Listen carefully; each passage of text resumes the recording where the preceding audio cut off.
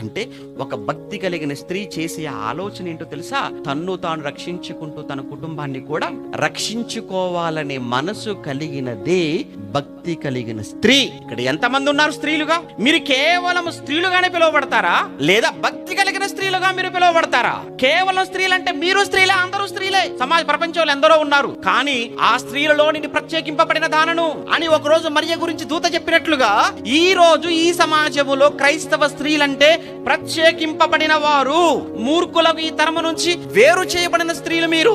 మరి ఈ లోకము నుంచి వేరు చేయబడిన స్త్రీగా మీరు భక్తి కలిగిన స్త్రీలుగా దేవుని చేత పిలువబడాలి అని అంటే మిమ్మును మీరు కాపాడుకుంటూ మీ కుటుంబాన్ని కూడా మీరు కాపాడుకోవాలి. మరి ఈరోజు మీరు ఆలోచిస్తున్నారా? నీ భర్త కొరకు ఆలోచించగలుగుతున్నావా? నీ పిల్లల కొరకు ఆలోచించగలుగుతున్నావా? నీ తల్లి కొరకు ఆలోచించగలుగుతున్నావా? నీ తండ్రి కొరకు ఆలోచించగలుగుతున్నావా? అలానే నీ భర్త ఇంటి వారి వైపు వాళ్ళ కొరకు